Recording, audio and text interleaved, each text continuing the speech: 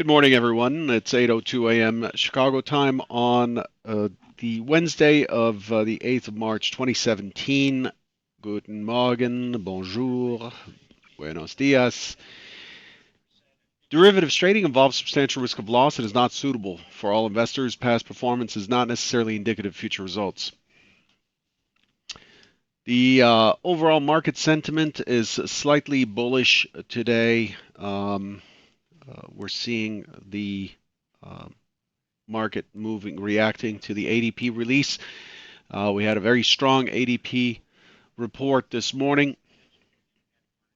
ADP is a private processing, payroll processing company, and it releases its private payroll figures ahead of the non-farm payroll report, which is this Friday. And it came in really strong. I believe it was, let me grab it here. The ADP employment change for February came in at 298,000 to the positive side, um, versus 187,000 expected. 187,000 expected. So very, very strong. Construction being the strongest component, added 66,000 versus 25,000 expected.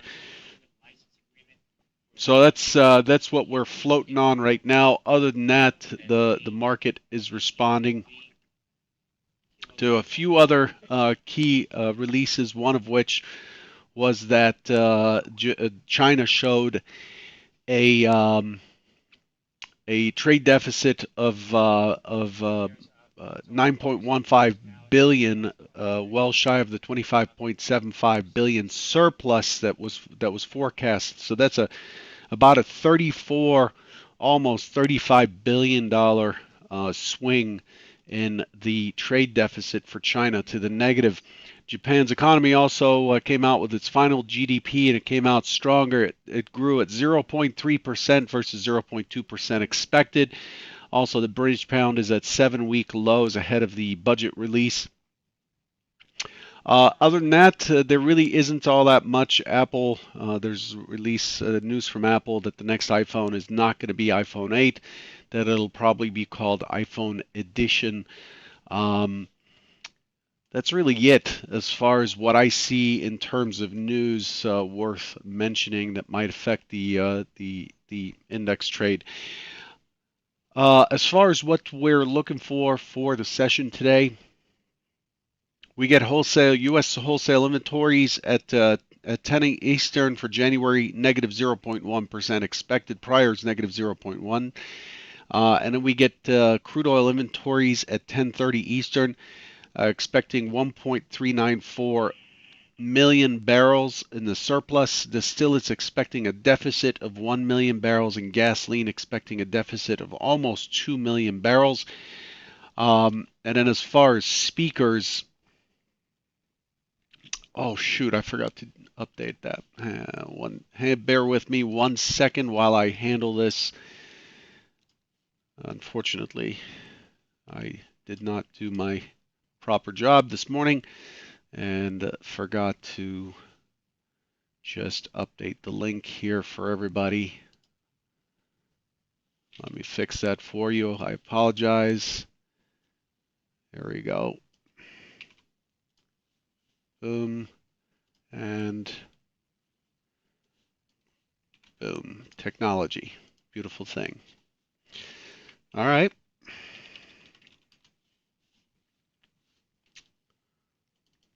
Man, I'm getting a ton of alerts. Appreciate that. Okay, so that's what we have today. We don't have any speakers today to worry about. Let's quickly move to what was expected yesterday versus what we got.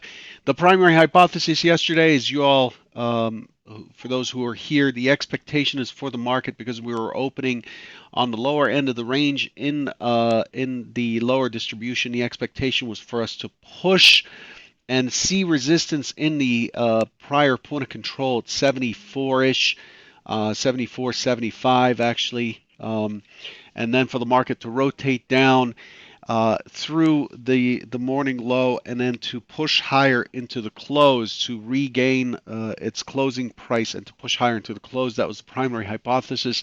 The secondary hypothesis, again, remember I pointed this out and I said this is a key area up here to test in the morning and strong expecting some strong initial resistance there in the 74-75 area or the 74 74.50 area. That was the LVN from the prior day, and then look for a rotation down, and I'm looking for the market to move away and continue its one time framing down. Now here's the high that we put in at 24.01, and since then we've put in lower highs. Here's the next lower high, the next lower high, and then the day after that the next lower high. So in trend wise on a daily basis, we're on a one time frame trend down.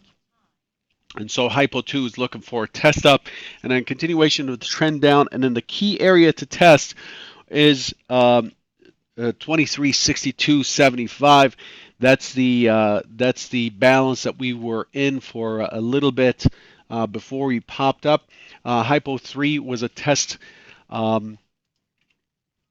a test down and then finding buyers and then looking for a responsive move up and then for it to move back into balance back up into the 2380 area.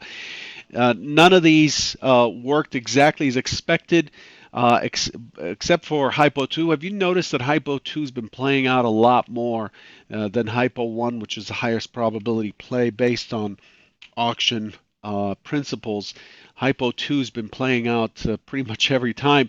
And what we have here with Hypo 2 is it never did get to the point of control. It stalled out ahead of it at this LVN right here. We were stuck still in the gap zone. I'll show you that in a minute. But the high was spot on. So here's what the actual trading looked like. There's your push up. We got to 74.50. We touched the point of control to the tick. You can see it right there from the prior day, point of control to the tick. And then the area that we're looking for initial defense, the key area to get short was that 73, 75, 74 area. So for that, there were 3 ticks of heat for a rotation back to the prior low. And then the expectation is that this low is likely to go, except it just jacked around here right after the European close and looked like it was starting to make a go at the high again for Hypo 1. So it was a tough hold here. And then later on, we fulfill a good part of Hypo 2 by pushing to 64.50, missing our target, which was down here by about 7 ticks or something.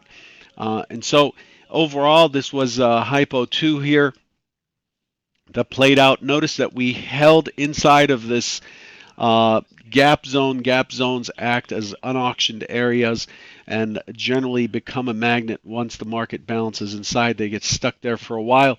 Yesterday's profile is fairly Gaussian. It's fairly balanced. The value area is valid. The point of control is at the lower end of the value area, so that's kind of it's a little bit odd, but really it's not by much. The market showed a very good taper at the top and not so great at the bottom, but overall it seems to be balanced, but it is on the heavy side. This morning we're opening right inside of the value area. 23.69 is the current price. 23.6950 is the overnight high, and we're looking like we're opening smack dab into that value area. It's anybody's guess what it's likely to do here. We are still one time framing down. Again, yesterday's lower high tells us that the trend is down, and until that breaks, that's the side we have to go on. For this morning out of the balance. Okay, so if we look at the big picture, here's the prior balance zone and the gap from last week. We're stuck in the gap and we're walking ourselves down into this area here at 2362.75, which is the point of control and the MC point of control for this area. And if you look at this MC, this micro composite, I mean, it is incredibly balanced. Look at that thing. It's it was so primed to take off, and now we're back into it. The value area of this balance zone is valid as well. So you're likely to see, and what we saw yesterday is a bounce at value high. We're likely to see this 2362.75 play out, and once we fall in here, we're likely to bounce around and then test the value low. Um, Value low before we push through, either hold or push through. Value low is around 23.57, and that would be the next test area down if we do fall back in. And this morning, again, we're pushing up against the overnight highs again because of ADP. So here's how things are shaping up. The market made a lower low on the overnight session and has found a good base here. We have a corrective move up, so we have a higher low here, and then the market is just trending up since this morning, and it's holding that. My expectation overall, the overnight inventory is somewhat balanced. It's just a little bit long on price, and it's fairly long on volume, 10,000 contracts plus. As far as the delta is concerned, it tells us that the overall aggression is on the buy side. So I'm looking for a small flutter down to clear that up before the market makes its next move. Today might be the day it finds its base and starts to work itself back up. The target above, the initial target above is 23.76, and then the key target above is 23.81. So as far as what we're expecting to do, and by the way, something to remember, tomorrow is rollover. So at 8:30 Central, 9:30 Eastern, the CME, the exchange on which this futures contract is trading, officially rolls. The front month becomes June, or the M contract, M7 or M17, depending on your software provider. That becomes officially the new contract. The flex levels and everything else are going to shift to reflect that new contract. And then tomorrow on the Trader Byte, it's going to be tricky because my data will not have shifted yet. But overall, I'm going to be quoting June 2017 from the market open onwards. Most people will shift tomorrow or Friday once the volume takes over. I do it with the exchange just to keep things simple since my data feed does it anyway. As far as what we're looking for today, I'm going to start out by drawing a 2-day balance profile. And you can see clearly here what's been governing. By the way, I want to show you a weekly and tell you that it really is awful. The overall volatility has been really, really bad. I mean, you look at the range that we've been trading, and it's congruent with the point of control over the last few weeks. But we've had weeks here where the volatility was just really horrible. 2 weeks ago. This week we're about halfway through, and on a daily basis, the range has been pretty poor. The VIX keeps bouncing against bottoms. It looks like a stone skipping on water. So you can see here volatility dropped hard last Thursday, continued to drop on Friday, and then we've just been doing this zigzaggy kind of bouncing on the bottom at 11 on the VIX. It's really not a fun thing to watch on a daily basis. I'm sure it's not so much fun for those option sellers either. But overall, just this is a time to be patient and to kind of measure your actions when it comes to the market. It's not a time to be a maverick, so to speak.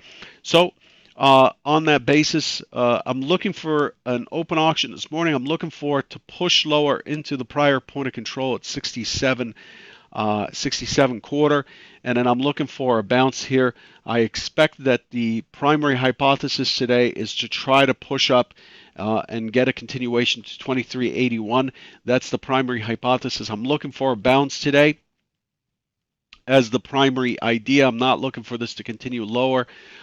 We've tested the lower end of the gap zone. We're holding prices down here, and we are in the middle of bounce. I warn you though that there's quite a bit of energy here over the last 2 days.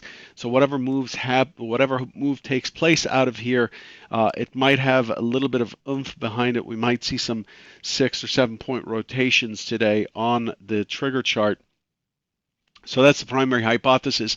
Barring that, I'm looking for the market to test up, look for uh, the first test of the value high area around the 2372 to be rejected, and then I'm looking for it to fall back into the point of control and test the other side, and then just continue to sit sideways for the rest of the day. I'm not expecting too much. If anything, it might tag this 62.75 and bounce around there for a little bit. But overall, I'm not anticipating anything on the downside. On the sell side, normally the sell side expands much more quickly and gives us more range than the buy side. However, I'm expecting that the sell side today to be fairly weak and choppy, and so that's what I'm looking for. But in my futures quote board, it tells me that it's telling me that the money is moving into indices, so Hyper One is likely to be in play this morning. I'll leave you with that. Again, rollover tomorrow. We'll be talking June starting tomorrow. Just pay attention to that. Good luck, and I'll catch you tomorrow morning. Take care.